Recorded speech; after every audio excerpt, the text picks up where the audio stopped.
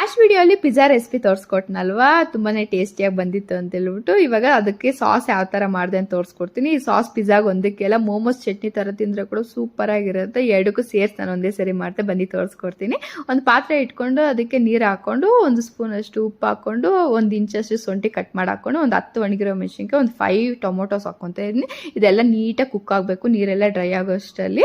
ಆಮೇಲೆ ಅದನ್ನ ಮಿಕ್ಸಿಗೆ ಹಾಕೊಂಡು ಒಂದು ಬಾಣಲಿ ಇಟ್ಕೊಂಡು ಅದಕ್ಕೆ ಆಯಿಲ್ ಹಾಕೊಂಡು ಮತ್ತೆ ಒಂದು ಬೆಳ್ಳುಳ್ಳಿ 4 ಕಟ್ ಮಾಡಿ ಚಿಕ್ಕದಾಗಿ ಅದನ್ನ ಹಾಕೊಂಡು ಫ್ರೈ ಮಾಡ್ಕೊಂಡು ರುಬ್ಬಿಟ್ಕೊಂಡಿರೋದನ್ನ ಹಾಕೊಂಡು ನೀಟಾಗಿ ಫ್ರೈ ಆಗಕ್ಕೆ ಬಿಡಬೇಕು ಒಂದು 2 ನಿಮಿಷ.